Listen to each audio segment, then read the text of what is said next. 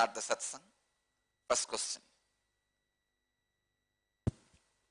The first question is from Lata Manocha, IA ID number 80. She's asking Nityanandam Swamiji, with your grace and compassion, I am able to constantly connect with you as the formless. I experience you as the very existential energy that runs the entire cosmos and me. However, Swamiji, how can I also be equally connected to you in the form? I am not able to do so. What do I need to do for that? Please guide me and bless me to have this. Lata Manocha, IA ID number 80. Lata Manocha, if you are able to connect me as a formless, that is enough. Why do you want to connect me with the form? There is no need. Actually, if you connect me with the form, only then I need to push you to the formless.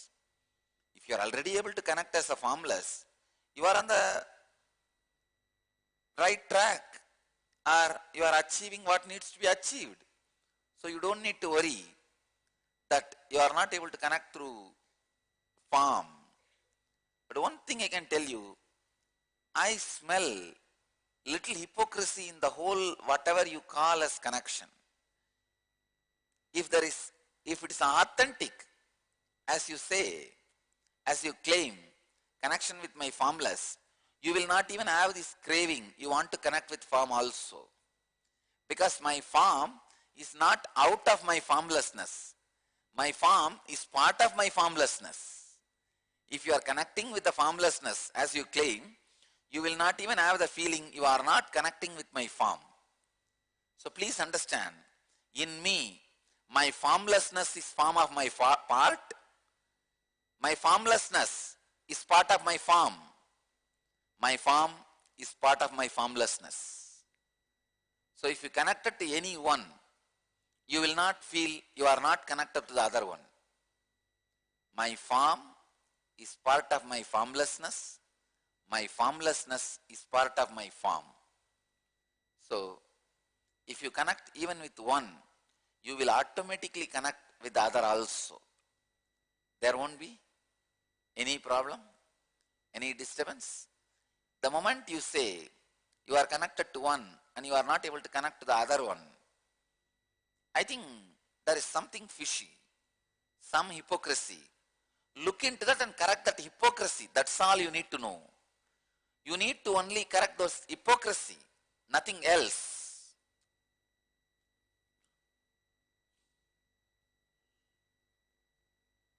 Next question. The next question is from Rajiv Ramnath, IA ID number 57. He's asking, my dear Swamiji, thank you for the out-of-the-world unclutching initiation. I have a question about practically unclutching every moment. The industry I work in thrives on showing the logical connection between two thoughts and ideas. Every moment I'm at work, I am trying to establish this rather convoluted yet connected thought flow. Given this situation, how can I unclutch on the inside, mamakara, but project connected thoughts on the outside, ahankara? Even if I do this successfully, will it create a conflict in me? Thank you. Rajiv Ramnath, IA ID number 57. Rajiv Ramnath, please be seated. Even if you are working in Microsoft, please understand, this question comes before you start practicing. Start practicing, you will understand. I only wanted to ask you one question. In your experience, you would have seen thousands of people from your birth. Have you seen anybody more coherent, logical, connecting the thoughts and ideas than me? I tell you, I am resting in the ultimate unclutching. So I am the living example that somebody can be resting in the ultimate unclutching, constantly connect thoughts, ideas, logically, coherently, without any convolution, go on presenting it to the world, but go on living in a complete unclutched space. Understand, see me and be inspired and be encouraged, be assured it is possible. Logically, I cannot give you answer for this question. Only experientially I can give you inspiration for this question.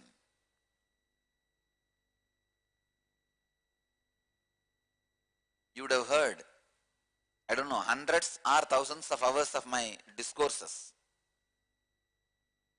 I may go different parts, areas, zones during the discourse. But you will see exactly, I will bring it back and connect the whole thing. Very logically. Sometimes you will feel, I will start with one idea, suddenly I would have gone somewhere else. Only when I bring back, you will think, oh God, he left from here, na? You would not have remembered from where I left. But I remember and bring you back and connect to it. This is because complete restful awareness and unclutching.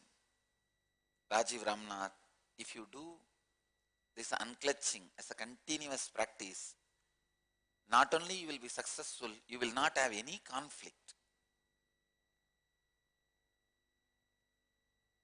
Don't bother at all. Don't worry at all. Only when you don't unclutch, there will be so much of conflict. See, conflict is nothing but too many thoughts trying to get connected to one source at the same time. Unclutching is nothing but connecting too many thoughts to the same source one by one. Unclutching works on time. When it works on time, all your thoughts will be connected to same source, but there will be time gap, so that the emotion from one thought to the other thought is not carried as it is without getting nullified. Please understand, when you unclutch, the emotion is not transferred from one thought to the other thought in the same vigor. It is like you don't inherit the diseases and karmas of your parents. See, every thought, your earlier thought is the parent for this thought. If this receives the karmas, the loaded emotions and diseases of the earlier thought, it inherits the same old sufferings and karmas and diseases. Here, when you are doing the unclutching, it's like you doing inner awakening. The moment you go through inner awakening, your inherited karmas and DNA setup or the disease, everything is broken, destroyed. Same way, every moment when you go through the unclutching, your every thought goes through inner awakening. It does not inherit the load of the past, the suffering of the past, DNA, the mental setup, karma, patterns of the past. It doesn't inherit. So I tell you, every moment you unclutch, you are awakened to the fresh energy. You are awakened to the fresh being. Every moment of unclutching, your mind goes through an inner awakening. Next question. The next question is from Rajesh VM, IA number 72. Swamiji, while unclutching, breath goes out on its own and leading to a stage of gasping for breath. Please advise how the situation is to be handled. Rajesh, please understand, while you are unclutching, the complete balancing of prana happens in you. You may need more exhaling for your prana balancing. Sometimes you need more prana inside. If there is more exhaling, then more prana will be naturally inhaled, pumped inside. Unfortunately, because your exhaling is shallow, your inhaling also becomes shallow. When your inhaling is shallow, the quantity and the quality of prana comes in, reduces. That reduces the awareness and the vital actions of the brain comes down. Please understand. If the quantity and quality of prana intake reduces, the awareness of your brain and the vital functions of your brain comes down. That is why I insist so much on this long breath. Long breath is ajapa japa, long breath is unclutching, long breath is yoga, long breath is pranayama, long breath is enlightenment, long breath is God Himself. The long breath, when I say long breath, breathing up to your knee, not while you are sitting, while you are standing. Breathing up to your knees. That long breath does so much to your physiology and psychology. That is why when your Kundalini is awakened, you go through such a silence, restful awareness inside, but outside such long breath will be happening.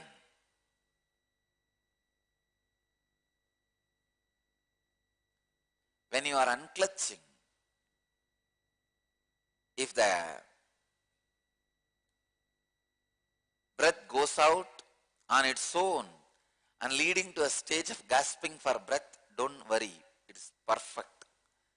Your prana and samana is getting balanced. Samana or prana getting balanced never happens without pranayama other than unclutching. Unclutching is the only key which can balance samana, prana, everything. It can create the physiology and psychology for you to achieve enlightenment and make sure you reach enlightenment.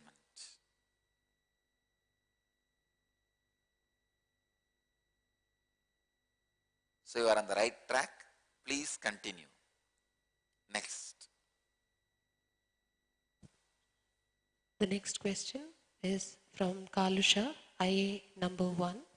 She is asking Nityanandam Swamiji, Swamiji, how do I know if I am a devotee or a disciple?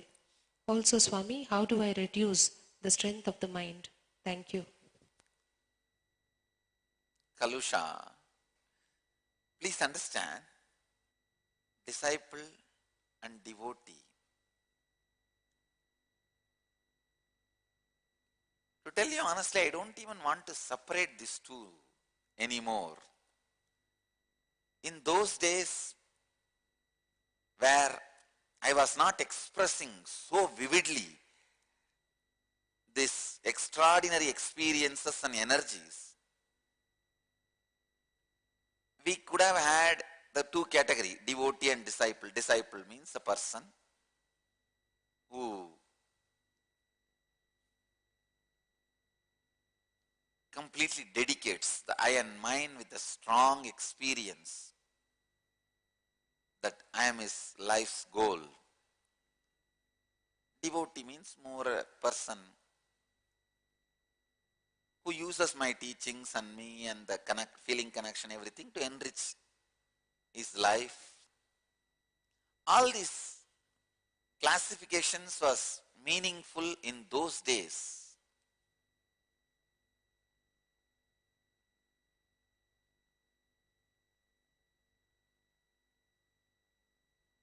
Now, especially after I started making people experience the Kundalini awakening and the levitation and materialization, all the extraordinary experiences and powers have become so visible. I think the line between devotee and disciple is disappearing. I can see very clearly, even people who are living in their houses, in their places, have started building a strong feeling connection and started raising themselves to the level much more than a disciple. So now that border, people who are inside the ashram as a disciple, outside the campus as a devotee, all this has disappeared. The devotee, disciple and all, it is just your ability to feel connect and experience these truths and radiate it in your life. That's it. Nothing else. It is no way related to. That is the reason I think even these two words should be abandoned. It should not be used anymore. This disciple, devotee, difference and all that. Anybody can be a disciple wherever they are. Anybody can be a devotee wherever they are. I also discovered one more thing. For some years you can be disciple and go back to the state of devotee. You can fall. It is getting out of the impractical pseudo-mental setup. As I said, in course of time you allow the laziness and boredom to settle down in you, which becomes the RCC of depression, after which you will never be able to break it. You go on, cry, hit your head on it, but it is not going to break. Take care, it doesn't form at all. That is the only way. Next question. The next question is from Ramya, IA number 58. She's asking, Dear Swamiji, Namaste. You have said that we have to love a person for what he is, not for what he means to us.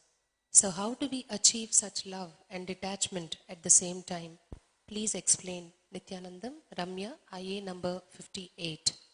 Ramya, you are asking, Dear Swamiji, Namaste, you said that we have to love a person for what he is. No, you heard it. I have not said it. Understand? You are asking the question. Let me read the question. You said that we have to love a person for what he is, not for what he means to us. No. I only made a statement, you love a person for what he means to you. But I never made the second statement, you should love a person what he is. No. Understand, your love is hypocrisy. I stop there. I am not saying you should love a person for what he is. No. I never made that statement. You come to your own conclusion based on my first statement. Again, the mistake of convoluted logic. See, there are two different logics. For example, one statement, all human beings have one head. Rama is a human being. Then third statement, you can naturally come to the conclusion, Rama has one head. This is okay. But there are some other situation, there is a different logic, where I say, Chitsabha has a two-door. One door is open. First statement, Chitsabha has a two-door. Second statement, one door is open. Third statement, I never said the other door is closed, but you come to the conclusion, other door is closed.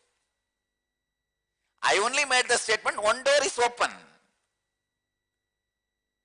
You should have seen before coming to the third statement, whether it is closed or not. But you say, because Swamiji said a statement, the Chitsama has a two door, one door is open, immediately you come to the conclusion, second door is closed. No, I never made that statement. You are asking, how do we achieve such love and detachment at the same time? Understand? Just understand this much. Your love is only based on what the other person means to you. Just this understanding will take care. The right love and right detachment will happen in you. But don't make that second statement. We are supposed to love the person as he is. No. I never told you. I tell you, I don't believe in your love unless your frequency raises. Your love is pseudo. See, your love is like the child's love for the toy, or the puppy love, where this 14-year-old boy feels the love for the 12-year-old girl. The school puppy love. But don't you understand that love is not stable love? All your love is puppy love and puppet love.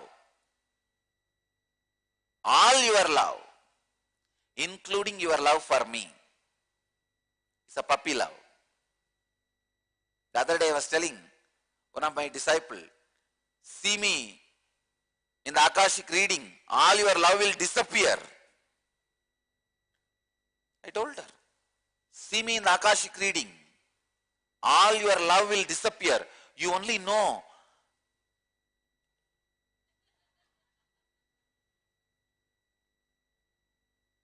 he is an ocean living inside this body. He can be revered, can't be loved. He can be respected. He can be worshipped. Not anything more. So even your love is puppy love. Understand? Even your love for me is puppy love. Then what about your love for others? I don't believe in your love at all. I believe in making you more and more matured. It's not like, see, a 14-year-old child is telling the 12-year-old girl that I love you, I wanted to marry you. Will you go and help that child to get married? The real help for the child is make him matured. Then even after that, if he wants, that is up to him. Then he will take the responsibility for it. I am not here to teach law.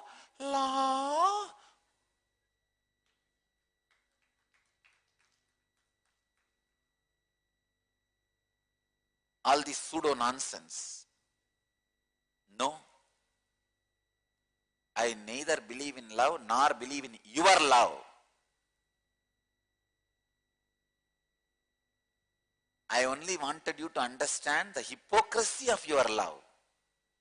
But I never said you need to love the person for what he is. No. If you want to hear this kind of pseudo statements, go somewhere else. I can give you the direction. Not here. Understand the hypocrisy of your love. You will achieve the ultimate love and detachment at the same time. That is why it is so difficult to be a disciple of Nityananda. Because I don't do tinkering, polishing and all. I just completely overhaul you. I won't let you hide yourself anywhere behind any concept. First get matured to be. Then you can do all that. They use all these shields and escape from enlightenment. The pseudo gurus who go on exploiting your weak emotions. Pseudo guru is a person who tells you, when you are in puppy love, tell, yes, yes, please get married, I will arrange for all the marriage and everything. You will feel, wow, what a guru. Helps me to give my love. After 2 years, you will understand what he did to you. Naturally, if you come to me, I will tell, keep quiet, tie the lion cloth tightly, and first get matured. Not just physically, mentally. You say, no, Nityananda is a very difficult teacher. He tells us all the truth directly. One day you have to know the reality. You have to know the truth. Yesterday, one of my ashramites wrote a big letter to me and saying that I feel my confidence is going away. I am losing the confidence. I told exactly, the confidence which can be lost should be lost as early as possible. You must be having the confidence based on fantasy and ideas about you. That should be broken. Confidence which you build on your real performance can never be shaken or broken. It can never be shaken or broken by anybody. If your confidence is getting shaken or broken, it is built on fantasy. Understand? Pseudo confidence. It is good for IT industry, not for spiritual life, not for life. Anything which is useless for life is useful in IT industry. Now really, because that is where you learn all these words, my confidence, courage.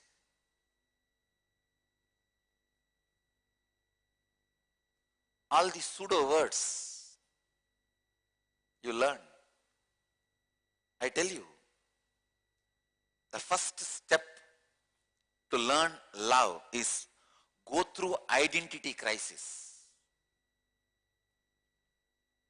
You should be completely in the crisis of not knowing what your identity is. Literally going through acid wash. All the ideas you carry will be broken to pieces, including the idea about you. It's like only after going through the surgery, you can be out of tumor. Only after going through the identity crisis, you know what is being and loving and life itself. The best place to go through the surgery is hospital. Best place to go through the identity crisis is Jnanapeetham. You can go through the surgery on your own also in the house. You can just cut and try to take the tumor. But you don't know whether you will be alive after that. Same way, if you try to go through this identity crisis outer world on your own, you don't know whether you will stand up after that or not. Identity crisis is a basic requirement for you to flower as a new being. If you are in Dhyanapitham for more than 1 year and you did not have identity crisis problem, something is seriously wrong with you. Means you are not connecting rightly with me and the spiritual process happening here. Identity crisis is the initiation into Agori. You just don't know. All your ideas about love, compassion, heaven, life, everything will be broken to pieces. Yesterday, that ashramite has written one letter, one line. I feel outside people are much better than the ashramites, the unfriendliness I experience. I said, exactly, you are right. Outside people will show you pseudo love. Love.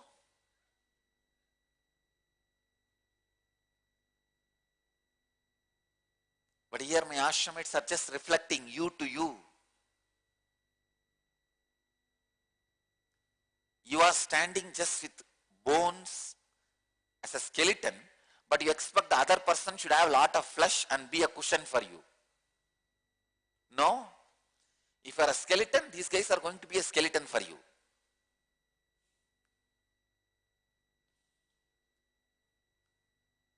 My ashramites are going to be just a mirror for you. See, here I am raising everybody to such a high level of frequency. All their energy, mind, everything goes into getting matured. Nobody has a free time and energy to give you consolation and lullaby for you. Sing lullaby song for you.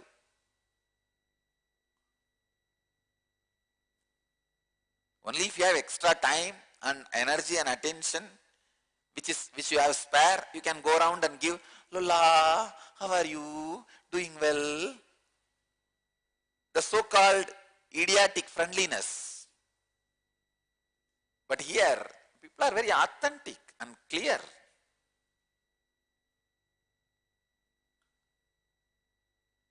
You can't tolerate that because you lived in pseudo-love society.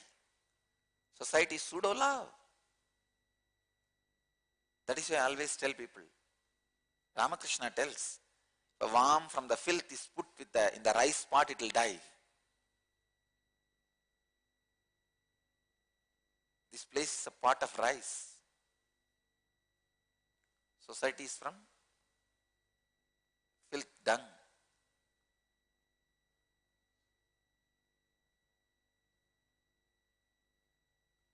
Go through the identity crisis. Because you are building the new identity, I tell you. Anything you brought inside with you is useless. Whether your so-called efficiency, intelligence, knowledge, ideas, personality, you yourself is not useful here anymore. Daksha's bed, cot, pearls, jewels, AC machine, blanket, all this will not be useful in Kailash. Daksha gives all the gifts to Shiva, saying, this all my daughter will need in Kailash. Shiva laughs and says, no, she doesn't need anything. It means what? I am not going to take any of this.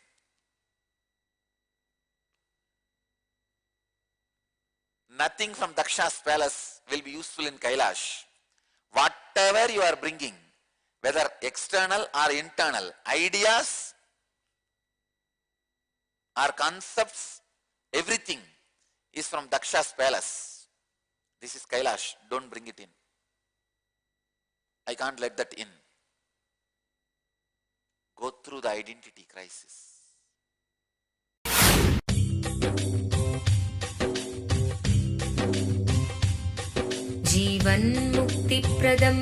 Paramahamsa Nityananda, a rare living incarnation, is named among the world's 100 most spiritually influential personalities today.